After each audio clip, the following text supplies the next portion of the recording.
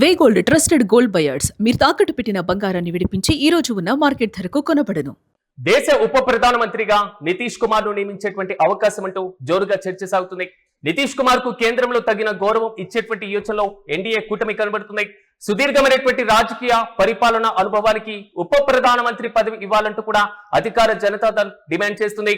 నితీష్ కుమార్ కు జాతీయ స్థాయిలో కీలక పాత్ర పోషించేటువంటి అన్ని అర్హతలు ఉన్నాయంటూ కూడా జేడీయూ కీలకంగా వ్యాఖ్యానిస్తుంది. ప్రధానంగా ఏప్రిల్ 14న బీహార్ ముఖ్యమంత్రి పదవికి రాజీనామా చేశారు నితీష్ కుమార్. ఇక నితీష్ కుమార్ 2026 ఏప్రిల్ 10న రాజ్యసభకు ఎన్నికయ్యారు. ఏప్రిల్ 15న బీజేపీకి చెందినటువంటి సామ్రాట్ చౌదరి బీహార్ నూతన ముఖ్యమంత్రిగా ప్రమాణ స్వీకారం చేశారు. ప్రస్తుతం జేడీయూ జాతీయ అధ్యక్షుడిగా రాజ్యసభ సభ్యుడిగా ఉన్నారు నితీష్ కుమార్. అయితే జేడీయూ డిమాండ్ల పైన బీజేపీ నాయకత్వం ఎక్కడా నోరు మెదపడం లేదు. ప్రధానంగా నితీష్ కుమార్ కు వచ్చే కేబినెట్ విస్తరణలో దాదాపు కేంద్ర మంత్రి పదవి ఖాయం అంటూ కూడా జోరుగా ప్రచారం సాగింది.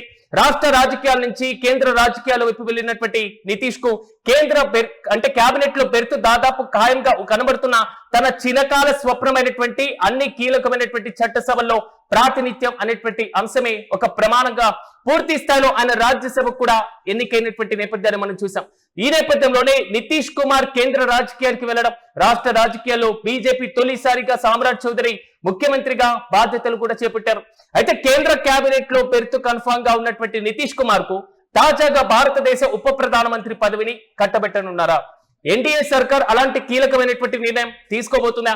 అయితే సొంత పార్టీ జేడీయూ నుంచి మాత్రం కీలకమైనటువంటి డిమాండ్ వస్తుంది.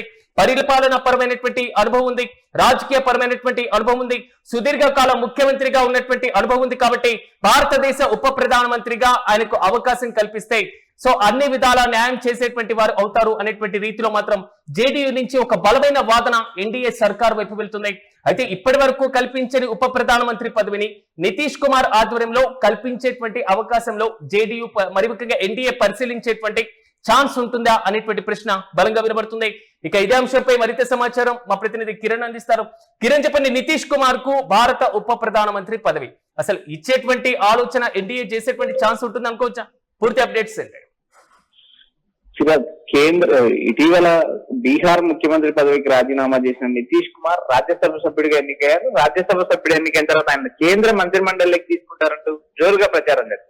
అయితే రాబోయే రోజుల్లో కేంద్ర కేబినెట్ విస్తరణ జరుగుతుంది అని ఊహాగానాలు వస్తున్న నేపథ్యంలో నితీష్ కుమార్ ఏదైతే బీహార్ లో ముఖ్యమంత్రి పదవికి రాజీనామా చేసి రాజ్యసభ సభ్యుడిగా ప్రమాణ స్వీకారం చేసిన నితీష్ కు కేంద్ర కేబినెట్ లో రైల్వే శాఖ గాని వ్యవసాయ శాఖ గాని కేటాయించాలంటూ జేడీయూ డిమాండ్ చేస్తుంది. మరోపక్క ఉప ప్రధానమంత్రిగా ఆయన నియమించాలి.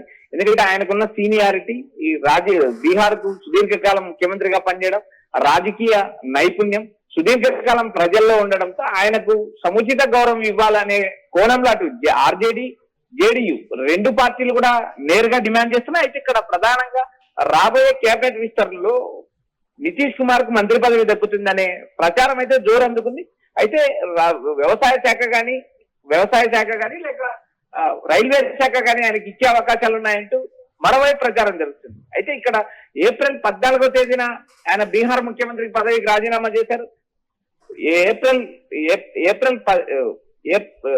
14 బీహార్ ముఖ్యమంత్రి పదవికి రాజీనామా చేశారు నితీష్ కుమార్. 2026 ఏప్రిల్ 10న ఆయన రాజ్యసభ సభ్యునిగా ప్రమాణ స్వీకారం చేశారు. అయితే ఇక్కడ ఆయన రాజ్యసభ సభ్యుడు కాకముందే నేరుగా ఆయన బీహార్ ముఖ్యమంత్రి పదవికి రాజీనామా చేసిన తర్వాత అక్కడ సామ్రాట్ చౌదరిని బీహార్ ముఖ్యమంత్రిగా ఎంపిక చేసింది బీజేపీ చిరకాల కోరిక బీహార్ లో అధికారం సాధించింది. మరోపక్క ఇటీవల కాలంలో పశ్చిమ బెంగాల్ కోటపైకి ఉన్న బీజేపీ జెండా ఎగరవేసిన నేపథ్యం మనం చూసాం. అయితే ఇక్కడ ప్రధానంగా నితీష్ కుమార్ వయసు భయపడ్డం, అదేవిధంగా తన ఆరోగ్యం సహకరించకపోవడంతో ముఖ్యమంత్రి పదవికి రాజీనామా చేసినప్పటికీ ఆయన బీహార్ రాష్ట్రంలోనే బీజేపీ పాలన ఎన్డీఏ పాలన గమనిస్తాను, సామ్రాట్ చౌదరికి నీడలా ఉంటానంటూ ఆయన చేసిన వ్యాఖ్యలు కూడా కలకలం రేపాయి. అంటే ప్రస్తుతం జరుగుతున్న పరిణామాలు అటు అధికార ప్రతిపక్షాలు బీహార్ లో ఉన్న అధికార ప్రతిపక్ష పార్టీలు రెండు కూడా నేరుగా నితీష్ కుమార్ కు ఆయన గౌరవానికి, ఆయన వయసుకు అంటే ఇప్పటి వరకు అంటే జేడీయూ దీనికి సంబంధించి ఒక డిమాండ్ చేసింది అంటే అర్థం పరమార్థం ఉండేటువంటి అవకాశాలు కనబడుతున్నాయి. కానీ ఇప్పటి వరకు తిట్టినటువంటి ఆర్జేడీ కూడా సేమ్ డిమాండ్ చేయడం ఏంటి? ఇదేలాంటి వ్యూహం అనుకోవాలి.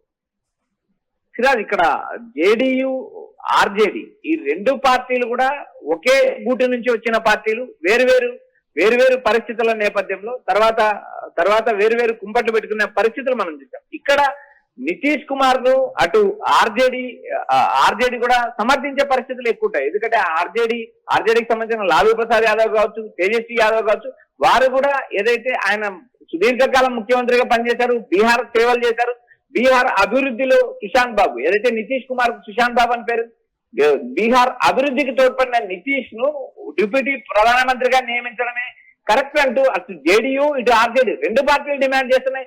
మరోపక్క దేశవ్యాప్తంగా ఆయనకున్న సీనియారిటీ, ఆయనకున్న అనుభవము, ఆయన దేశ ప్రధానమంత్రి పదవి కూడా ఒకనొక స్టేజ్ లో రేస్లోకి వచ్చిన పరిస్థితి.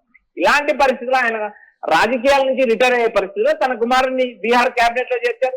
ప్రస్తుతం అటు ఎన్డీఏ కూటమిలో ఉన్న నితీష్ రాబోయే రోజుల్లో కేంద్ర కేబినెట్ లకు తీసుకుంటారా లేదా అనే అంశం ఇప్పటికీ బీజేపీ క్లారిటీ లేదు. మరోపక్క ప్రధానమంత్రి మోడీకి ధీటుగా 2014లో ప్రధానమంత్రి అభ్యర్థిగా ప్రొజెక్ట్ అయిన నితీష్ కుమార్ తర్వాత జరిగిన రాజకీయ పరిణామాల్లో భాగంగా అటు జేడీయూ అటు ఆర్జేడీ నుంచి ఇటు కాంగ్రెస్ కూటమి నుంచి బయటికి వెళ్ళడం, మళ్ళీ బీజేపీతో కలిసి అధికారంలో ఉండడం, తర్వాత ఎన్నికల్లో కూడా భారీ మెజార్టీతో గెలిచినప్పటికీ ముఖ్యమంత్రి అయిన మూడు నెలలకే ఆయన మళ్ళీ రాజీనామా చేయడం కూడా బీహార్ రాజకీయాల్లో ప్రకంపనలు సృష్టించింది. ప్రస్తుతం ఆయన రాజ్యసభ సభ్యుడిగా ఉన్నారు.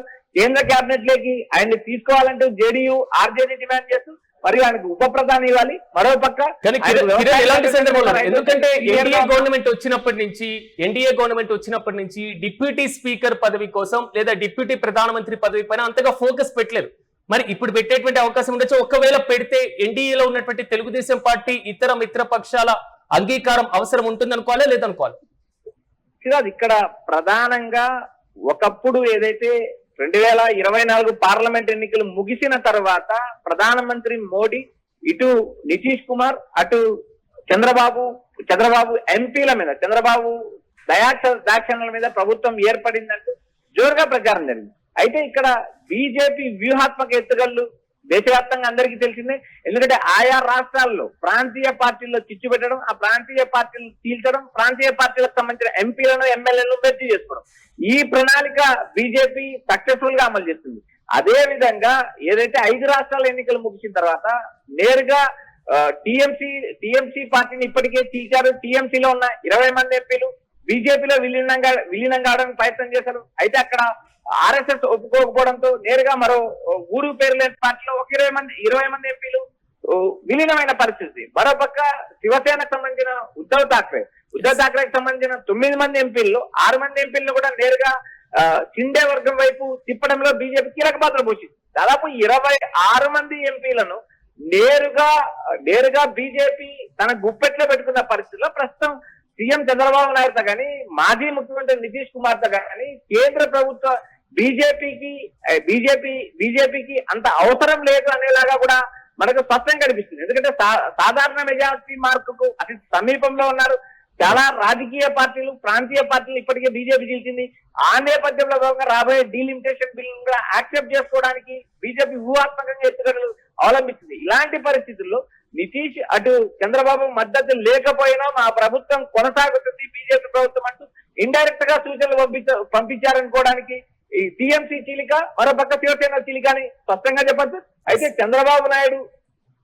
చంద్రబాబు నాయుడు మద్దతు తీసుకుంటారా, కేంద్రంలో నితీష్ కుమార్ డిప్యూటీ సీఎం వస్తుందా, లేక కేంద్ర క్యాబినెట్ తీసుకుంటారా అనే అంశాలు మరికొద్ది రోజుల్లో తేలిపోనున్నాయి. Right Kiran, thank you.